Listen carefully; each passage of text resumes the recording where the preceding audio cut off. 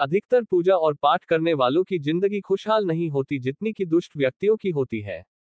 ये सब देखने के बाद आपके मन में भी ये सवाल जरूर उठा होगा, लेकिन अच्छे लोगों के साथ ही बुरा क्यों होता है?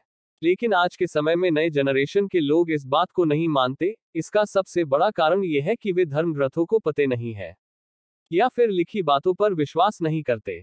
श्री कृष्ण कहते हैं कि अच्छे लोगों के साथ बुरा क्यों होता है। अच्छे लोगों के साथ बुरा क्यों होता है? धर्म ग्रंथों में भगवत गीता एक ऐसा धर्म ग्रंथ है जिसमें मनुष्यों के मन में उठने वाले प्रसंग को विस्तार से बताया गया है। भगवत गीता में वर्णित एक कथा के अनुसार अर्जुन के मन में जब भी कोई दुविधा उत्पन्न होती थी तो वे उसके समाधान के लिए श्री कृष्ण के पास पहुंच जाते थे। एक दिन की बात है, अर्जुन श्री कृष्ण के पास आए और उनसे बोले, हे वासुदेव, मुझे एक दुविधा ने घेर रखा है और उसका समाधान आप ही बता सकते हैं।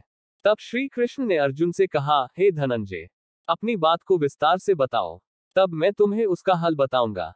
तब अर्जुन बोले, हे नारायण, कृपा कर आप मुझे ये बताइए कि अच्छे लोगों के साथ हमेशा बुरा ही क्यों होता है, जबकि बुरे लोग हमेशा खुशहाल ही दिखते हैं।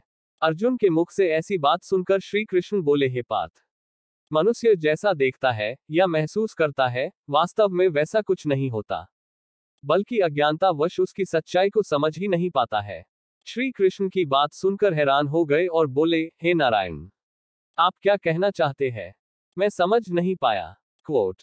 श्री कृष्ण ने कहा कि सुनो, तुम खुद ही समझ जाओगे। हर प्राणी को अपने कर्मों के अनुसार ही सुख दुख मिलते हैं। अर्थात जो अच्छे कर्म को करता है उसे अच्छा फल मिलता है और जो बुरे कर्म करता है उसे बुरा फल मिलता है, क्योंकि अच्छे कर्म और बुरे कर्म इंसान पर ही निर्भर करता है। प्रकृति प्रत्येक को अपनी राह चुनने का मौका देती है, पर इसका फैसला करना कि वह किसके साथ चलना चाहता है, ये व्यक्ति विशेष की इच्छा पर निर्भर करता है। फिर कथा सुनाते हुए श्री कृष्ण जी बोले, बहुत समय पहले की बात है। एक नगर में दो पुरुष रहते थे, जिनमें से एक व्यापारी था जिसके लिए अपने जीवन में धर्म और नीति की बहुत महत्ता थी। वह पूजा पाठ और भगवान की भक्ति में बहुत विश्वास करता था। चाहे कुछ भी हो जाए वह मंदिर जाना नहीं भूलता था, न ही धर्मदान के कार्य में कोई कमी नहीं करता था। चाहे कुछ भी हो जाए वह भगवान की नित्य ही पूजा अर्चना किया करता था। वही दूसरी और उसी नगर का वह दूसरा पुरुष पहले पुरुष से बिल्कुल ही विपरीत था। वह मंदिर तो जाया करता था पर पूजा करने नहीं, मंदिर के बाहर से चप्पल और धन चुराने के लिए। उसे दान धर्म न्याय नीति किसी से कुछ लेना देना नहीं था। इतना ही कि वह मंदिर जाकर वह चोरी किया करता था। ऐसी तरह समय बीतता गया और एक दिन उस नगर में जोर की बारिश हो रही थी, जिसकी वजह से उस नगर में पंडित के अलावा कोई नहीं था। ये बात जब दूसरे पुरुष को पता चला तो उसके मन में ख्याल आया कि अब ये सही मौका है मंदिर के धन को चुराने का। अब वह बारिश में ही मंदिर पहुंच गया। मंदिर पहुंचते ही उस चोर व्यक्ति ने पंडित से नजर बचाते हुए सारे धन को चुरा लिया और बड़ी प्रसन्नता से वहां से निकल गया। उसी समय धर्म कर्म पर विश्वास करने वाला व्यापारी भी मंदिर पहुंचा और भगवान के दर्शन किया, परंतु दुर्भाग्य से मंदिर का पुजारी उस भले व्यक्ति को ही चोर समझ बैठा और शोर मचाने लगा। शोर सुनते ही मंदिर में लोगों की भीड़ जमा हो गई और सभी लोग उस भले व्यापारी को ही चोर समझ बैठे, फिर उसे अपमानित करने लगे। ये सब देखकर वह भला व्यक्ति हैरान रह गया और उसे समझ नहीं आ रहा था कि उसके साथ ये क्या हो रहा है। फिर वह लोगों से बचता हुआ किसी तरह वह मंदिर से निकल गया, लेकिन दुर्भाग्य ने उसका साथ वहां भी नहीं छोड़ा। मंदिर से बाहर निकलते ही वहां एक गाड़ी से टकरा गया और वह भला व्यक्ति घायल हो गया। फिर वह व्यापारी लंगड़ाते हुए घर को जाने लगा। तभी रास्ते में उसकी मुलाकात उस दुष्ट व्यक्ति से हुई जिसने मंदिर का धन चोरी किया था। वह दुष्ट व्यक्ति झूमता और नाचता हुआ जोर जोर से बोल रहा था कि आज तो मेरी किस्मत ही चमक गई, एक साथ इतना सारा धन उसे मिल गया।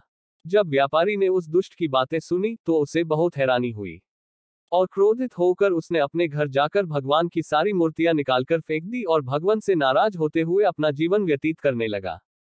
कुछ समय पश्चात दोनों ही व्यक्तियों की मृत्यु हो गई और दोनों ही यमराज की सभा में पहुंचे।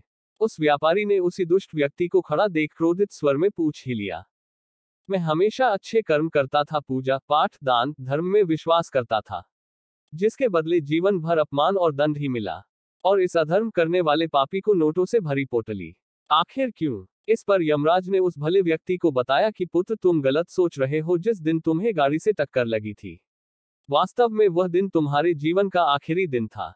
तुम्हारे द्वारा किए गए अच्छे कर्मों के कारण ही तुम्हारी मृत्यु एक छोटे से चोट में परिवर्तन हो गई। इस दुष्ट व्यक्ति के बारे में जानना चाहते हो तो पुत्र इसके भाग्य में राजयोग्य था, जो कि इसके दुष्ट कर्म और अधर्म के कारण एक छोटे से धन की पोटली में परिवर्तित हो गया। श्री कृष्ण अर्जुन को कथा सुनाने के बाद कहते हैं, पार्थ, अब तुम्हें तुम्हारे प्रश्न का उत्तर मिल गया। ऐसा सोचना कि भगवान उसके अच्छे कर्मों को नजरअंदाज कर रहे हैं, ये बिल्कुल भी सत्य नहीं है। भगवान हमें क्या किस रूप में दे रहा है, ये मनुष्य की समझ में नहीं आता। लेकिन अगर आप अच्छे कर्म करते हैं तो भगवान की कृपा सदैव आप पर सदा बनी रहती है। अतः आपको अच्छे कर्मों को करने से कभी भी पीछे नहीं हटना चाहिए। अच्छे कर्मों का फल भी इसी जन्म में ही मिलता है। ऐसे ही अनमोल वचन सुनने के लिए मेरे YouTube चैनल को सब्सक्राइब करें और लाइक करें। धन्यवाद। श्री कृष्ण कहते हैं कि अच्छे लोगों के साथ बुरा क्यों होता है।